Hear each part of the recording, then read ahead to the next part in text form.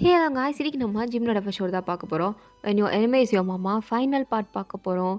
So போன part இதோட complete பண்ணியிருந்தேனா வாயின் வந்து மேரேஜுக்கு ஓகேன்னு சொல்லியிருந்திருப்பா. சொன்னதுக்கப்புறம் இவங்க என்ன பிளான் பண்ணுறாங்கன்னு புரியல அப்படின்னு பைத்தியமாக நின்றுட்டு இருந்திருப்பா. அதோட இந்த பாட்டை வந்து கம்ப்ளீட் பண்ணியிருந்தேன். So let's connect to the final part. இந்த பாட்டோட ஸ்டார்டிங்ஸ்லேயே ஜங்குக்கு வந்து என் தங்கச்சிக்கு என்னதாடியும் பிரச்சனை அப்படின்னு சொல்லும்போது வாயினை உட்கார வச்சு அதுவும் தேங்கிட்டையும் சொல்கிறேன். ஏன்னா தேங்க தானே அண்ணன் இவங்கிட்ட சொல்லிட்டா இவன் வந்து கோச்சிட்டு வரக்கூடாதுன்னு சொல்லிட்டு தேங்க கூப்பிட்டு ஜியாவை கூப்பிட்டு எல்லாரையும் கூப்பிட்டு தெளிவாக எக்ஸ்பிளைன் பண்ணிட்டா. இதுதான்ப்பா பிரச்சனை உன் தங்கச்சிக்கு, ஒருத்தன் நம்பி ஏமாந்துட்டா, அவளை மாற்ற வேண்டியது நீ தான் அப்படின்ட்டாங்க. ஸோ ஜியாவுக்குமே அதை கேட்டதும் என்னடி நீ இப்படி சொல்கிற, அவட்ட எப்படி நம்ம பேசி சமாளிக்கிறது, அதெல்லாம் தெரியாது, நாளைக்கு வேறு கல்யாணம் இருக்குது, அதுக்கான வேலை வேறு நிறையா இருக்குது அப்படின்னு சொல்லிட்டு இருக்கும்போது தான் வாயினை வந்து ஜிம்னோட அம்மா கூப்பிட்றாங்க. இங்கே வா அப்படின்னு டெரராக கூப்பிட்றாங்க. வாயின் பயந்துட்டே இவங்க எதுக்கு டெரராக கூப்பிட்றாங்க என்கிட்ட கேட்டடா. போ கூப்பிட்றாங்கல்ல அத்தை தானே போ. இல்லை நான் போக மாட்டேன், எனக்கு பயமாக இருக்குது. அதெல்லாம் ஒன்றும் பண்ண மாட்டாங்கடி, நம்ம அத்தை தானே போ. சரி நம்ம அத்தை தானே அப்படின்ட்டு வாயினும் வரா. அவங்க அத்தை வர டெரரா. உங்கள் அம்மாட்ட நீ என்ன சொன்ன, என்னத்தை என்ன கேட்டீங்க, உன் அம்மாட்ட என்னடி சொன்னேன், அது அது அப்படின்னு சொல்லிட்டு இருக்கும்போது ஜிம்முன்னு வந்து என்னடி சொன்னேன் அப்படின்னு அவனும் கேட்குறான். இன்னும் மாறி மாறி 2 பேரும் கேட்குறீங்களே அப்படின்ட்டு அவள் ஷாக் ஆகி பார்த்துட்ருக்கா. சொல்லு என்ன சொன்னேன், அது இது என்ன சொன்னேன் தெரியலையே. தெரியலையா, என்ன தெரியலன்னு சொல்லிகிட்டு இருக்க, இதை சொன்னில்ல, உங்கள் அம்மா சொல்கிறாங்க எது நீ ஜம்முனுக்கு கல்யாணம் பண்ணிக்கிறேன்னு சொன்னியாம்மா. ஆ சொல்லிட்டாங்களா அப்படின்னு பார்த்துட்டு அப்படியாத்த சொன்னாங்க. ஆமாம் அப்படி தான் சொன்னாங்க. ஏடா ஜிம்மனே, ஆமாம் அப்படி தான் சொன்னாங்க. இல்லையே நான் அப்படி ஒன்றும் சொல்லலையே அப்படின்ட்டா. அப்படியே ஜிம்னை பார்க்கணுமே. ஏய் நீ அப்படி தானடி சொன்ன அப்படின்ட்டு ஒரு மாதிரி சாஃப்டாக கேட்கும்போது ஆமாம் அப்படி தான் சொன்னேன் அப்படின்றா. அப்புறம் இல்லைன்னு சொன்னேன் அப்படின்னு கேட்கும்போது இப்படி டெரராக கேட்டிங்கன்னா பயமாக இருக்குல்ல, கொஞ்சம் இதாக கேளுங்க அப்படின்றா. ஆ சரி சரி, அப்போ நீ என் பையனை கல்யாணம் பண்ணிக்கிற. ஆ பண்ணிக்கிறேனே. ஏன் உங்கள் பையனுக்கு நான் வேண்டாமா, சொல்லு ஜிம்மன், நான் வேணாமா, அப்போது கல்யாணம் வேணாமா. இல்லை இல்லை இல்லை அம்மா வேணும்மா. என்னடா வேணும் இந்த புள்ளம்மா, எதுக்குடா ஏம்மா அதெல்லாம் எனக்கு தெரியாதும்மா, எனக்கு இதாம்மா வேணும், கல்யாணம் பண்ணி வைம்மா அப்படின்னுட்டு இருக்கான். அவங்க அம்மா சிரிக்கிறாங்க. பின்னாடி ஜிம்மனோட அப்பா வந்து என்னடா சொன்னேன் அப்படின்னு டெரராக ஒன்று கேட்குறாரு. ஜிம்முன்னு அப்படியே வாயின் பண்ணி ஒழிஞ்சிக்கிட்டு அது இந்த பிள்ளைய கல்யாணம் பண்ணிக்கிறேன்னு சொன்னாப்பா அப்படின்னு சொல்லுவாங்க. அவங்க அப்பா சிரிச்சிட்டே அப்படியாடா சரி பண்ணிடுவோம் அப்படின்ட்டாரு. இப்போ வாயனுக்கும் ஜிம்மனுக்குமே நாளைக்கு கல்யாணம் போல். ஸோ எல்லாருமே அதை கேட்டதும் ஒரு ஷாக் ஆகி நாளைக்கேவா, அது இவங்க 2 பேருக்குமா, நல்ல முடிவெடுத்தீங்க அப்படின்ட்டு பிருத்விலாம் நல்ல முடிவெடுத்தீங்க, இதை மட்டும் நீங்கள் லேட்டாக எடுத்திருந்தீங்கன்னா வாயின் ப்ரெக்னெண்ட்டே ஆகிருப்பா அப்படின்னுட்டு இருக்கான். வாயின் பார்த்துட்டு டி வாய் முட்றா, இதெல்லாம் படா போய் சொல்லிட்டு இருப்பா அப்படின்னு கத்திட்டு இருக்கா. ஸோ இப்போ ஒரு வழியாக அவங்க 2 பேருக்கு மேரேஜ் ஃபிக்ஸ் ஆயிடுச்சு. ஆனாலும் ஒரு ப்ராப்ளம் இருக்குது, ஏரின்னு எப்படி சமாளிக்கிறது அப்படின்ட்டு எல்லாரும் குரூப்பாக உட்காந்துட்டு கல்யாண வேலையை விட்டுட்டு இதை உட்காந்து பேசிகிட்டு இருக்காங்க. இப்போ என்ன பண்ணுறது அப்படின்னு கேட்குறாங்க. அப்போ வாயின் தான் அந்த பையன் யாருன்னு தேடி கண்டுபிடிச்சிட்டேன் நான், அந்த பையன்கிட்ட எவனாவது போய் பேசுங்க. ஸோ அந்த பையன் எப்படின்னு தெரிஞ்சுப்போம், நல்ல பையனாக இருந்தால் விட்டுருவோம், கெட்ட பையனாக இருந்தால் கட் பண்ணி விட்ருவோம், தட்ஸ் ஆல் அப்படின்னுட்டு இருக்கா. ஸோ ஜிம்மனுமே பாரு எவ்வளோ அறிவாளி என் ஃப்யூச்சர் ஒய்ஃப், இந்த மாதிரி பொண்ணை கல்யாணம் பண்ணிக்கணும், நீங்களே பண்ணியிருக்கீங்களேடா அப்படின்னு சொல்லிட்டு இருக்கும்போது சுகா பார்த்துட்டு அட்டங்கு என்ன அப்படின்னு அந்த பையன் யாரோ அவனை தேடி கண்டுபிடிச்சி பேசுகிறானுங்க. அவன் சரியான ஃப்ராடு போல்.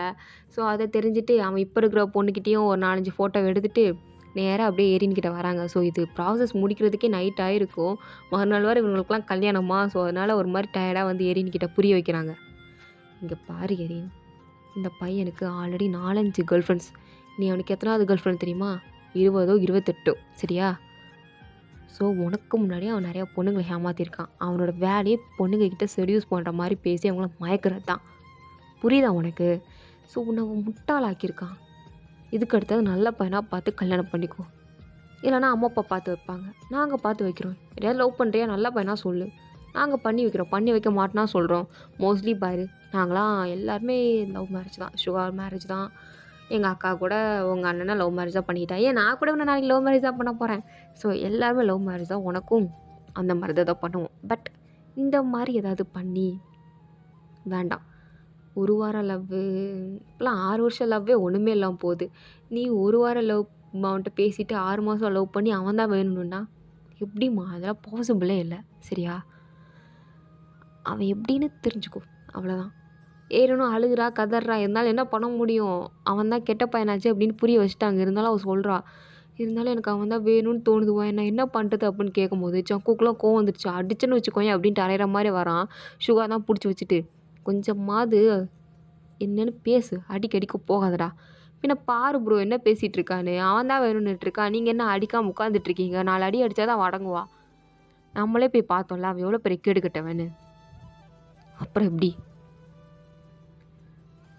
எப்படி நம்மளால சொல்ல தான் முடியும். அவ தான் புரிஞ்சுக்கணும். அது அவ லைஃப். அவ முடிவு எடுத்துப்பா. சொல்ல வேண்டியத சொல்லியாச்சு அப்படின்ட்டு எல்லாரும் கிளம்பி போயிட்டாங்க. "வா இனிமே பார்த்துக்கோமா" அப்படின்ட்டு அவளும் சொல்லிட்டா.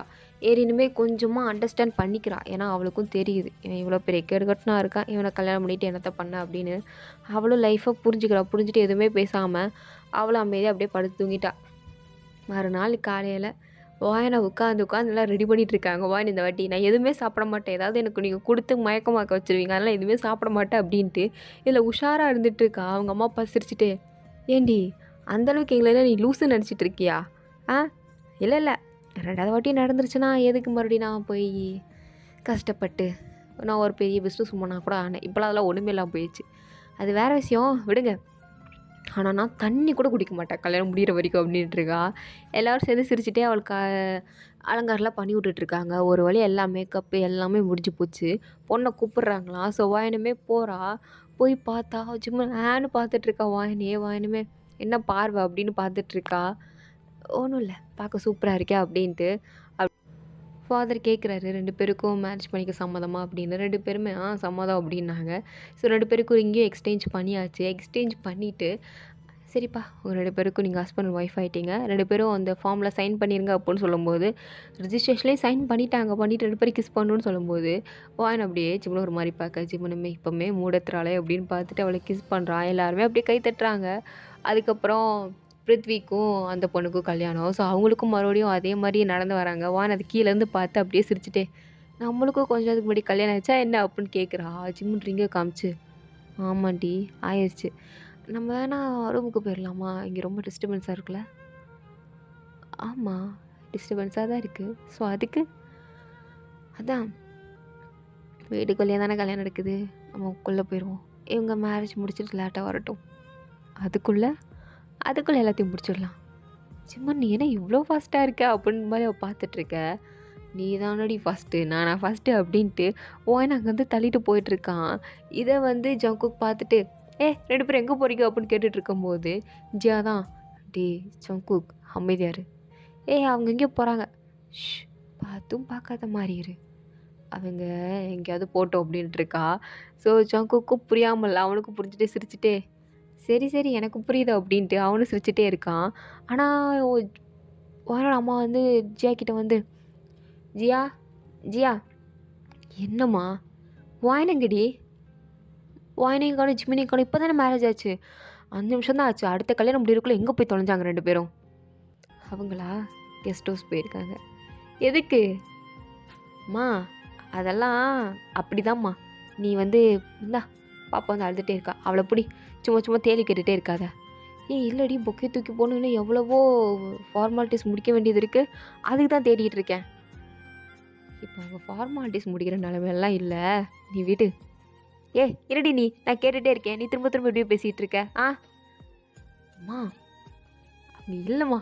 சரியா போ. இதுக்கு முன்னாடி எதுவும் சொல்ல முடியாது அப்படின்னு சொல்லி சிரிச்சிட்டு இருக்க. தேங்க் பின்னாடி இருந்து வந்து, "என்னடி ஏதோ வெக்கப்பட்டுட்டு இருக்க?" "ஒன்றும் இல்லை. பாப்பா எங்க?" "அம்மாட்ட இருக்காங்க." "சரி ஃபர்ஸ்ட்டு ஒருத்தங்களுக்கு மேரேஜ் ஆச்சு. கப்பில் காணோம். ஏன் இப்போ எதுக்கு நீ அவங்கள தேடிட்டு இருக்க? ஏன் எல்லாரும் அவங்களே தேடுறீங்க? இப்போ தான் பிருத்விக்கும் அந்த பொண்ணு கல்யாணம் நடக்குதுல்ல, அதை பாருங்க. அதை விட்டுட்டு எதுக்கு தேவையில்லாமல் நீ ஜிம்மினியும் வாயினியுமே தேடிட்டு இருக்க? இப்போ எதுக்கு நீ இவ்வளோ கொந்தளிக்கிற? தேட தானடி செஞ்சேன்." "அதெல்லாம் ஒன்றும் இல்லை. நீ அமைதியா இரு" அப்படின்னு சொல்லி அவ ஒரு மாதிரி வெக்கப்பட்டுட்டு இருக்க. தேங்க் பார்க்குறான். நம்ம பொண்டாட்டி சும்மா வெக்கப்பட்டாலே அழகா இருப்பா. இல்லைன்னு ஒரு மாதிரி வெக்கப்படுறாளே அப்படின்ட்டு அவன் தேங்க ஒரு மாதிரி ஜியா பார்த்துட்ருக்க. ஜியாவும் என்ன லுக்கு? "ஒன்றும் இல்லை. பார்க்க ரொம்ப அழகா இருக்கியா அதான்." "சரி சரி ஐஸ் வச்சது போதும்" அப்படின்னுட்டுருக்கா. ஸோ இந்த பக்கம் வாணி ஜிமினி காட்டினா 2 பேரும் வேறு நிலமையில இருக்காங்க. ஸோ கெஸ்ட் ஹவுஸ்குள்ளே தான் இருக்காங்க. ஜிமின் வந்து, "இப்போ நீ வர்றியா இல்லை நான் பிடிச்சி இழுக்கவா?" "ஜிமின் நீ வந்து ஏன் இப்படிலாம் பண்ணுற? இப்படிலாம் பண்ணக்கூடாது. இப்படிலாம் வேறு பொண்ணுக்கிட்ட தாண்டி பண்ணக்கூடாது. இப்போ நீ பொண்டாட்டிடி, இவன் பண்ணலாண்டி. அதுக்கு நீ இப்போ தான்டா மேரேஜ் முடிஞ்சிருக்கு. எல்லோரும் மேரேஜ் முடிஞ்ச உடனே தான் பண்ணுவாங்க. ஒரு வருஷம் கழிச்சு என்ன பண்ணுவாங்க? ஆ அதுக்கு நம்ம பாட்டுக்கு வந்துட்டோம். நீ தானே வந்த அப்போ சொல்ல வேண்டாமா அப்படின்ட்டு அவன் ஒரு மாதிரி டபுள் மீனிங் மூட்லேயே இருக்க. எனக்கு வந்து இவனை எப்படி சமாளிக்கிறது ஹேண்டில் பண்ணுறதுன்னு வர தெரியல. அவள் அப்படியே ஒரு மாதிரி அவனு பார்த்துட்ருக்க. அவன் அவ்வளோதான், இங்கே பாரு நல்லா கண்ட்ரோல் பண்ண முடியாது, சும்மா சும்மா வெக்கப்பட்டு போகாமல் என்கிட்ட வா அப்படின்ட்டு பிடிச்சி இழுக்கிறான். வானுமே டே வலிக்குதுடா. என்ன வலிக்குது? கை இப்படி டைட்டாக பிடிச்சி இழுப்ப. அடுத்த வருஷம் நம்மளுக்கு ஒரு குழந்தை வேணும்டி. ஆல்ரெடி நான் 30 வயசு ஆயிடுச்சு. அதுக்கு 30 வயசு ஆச்சுன்னா கூடிய சீக்கிரம் ஒரு குழந்த வேண்டாமா? எனக்கான வயசாகலையே. உனக்கு ஆகலடி, எனக்கு காய்ச்சடி. ஸோ எனக்கு குழந்த வேணும். அதுக்கு அதான் நம்ம ஜியா குழந்த இருக்குது, உன் அண்ணன் குழந்த இருக்குல்ல, அப்புறம் என்ன? எனக்கு வாண்டந்து வேணும் அப்படின்னு கேட்டிருக்கான். வாயனை அப்படியே சிரிக்கிறா. என்ன பல்ல பல்ல காட்டுற, அதெல்லாம் அப்புறம் காட்டு அப்படின்ட்டு வாயனை பிடிச்சி கிஸ் பண்ணேன். வாயனுக்கும் அவனுக்கும் ஒரு மாதிரி மூடாகி போயிட்டுருக்கு. ஸோ இதெல்லாமே ஆஃப்டர்நூன் தான் நடந்திருக்கும். ஒரு சாயங்காலம் போல் 4 மணி போல் ஜியா வந்து வரா. வந்து கதவை தட்டவா வேண்டாமா இல்லை எந்த மாதிரி நிலவில் இருப்பாங்க தெரியாமல் ஒரு மாதிரி நின்றுட்டுருக்கும்போது இங்கே தேங் வேற வந்து, என்னடி என்ன நின்றுட்டுருக்க, நீ உள்ளே போலையா? ஐயோ நீ இரு. அவன் எனக்கு என்ன வாயை மூடிட்டுரு அப்படின்ட்டு ஜியா வந்து காலிங் பெல் ரிங் பண்ணுறா.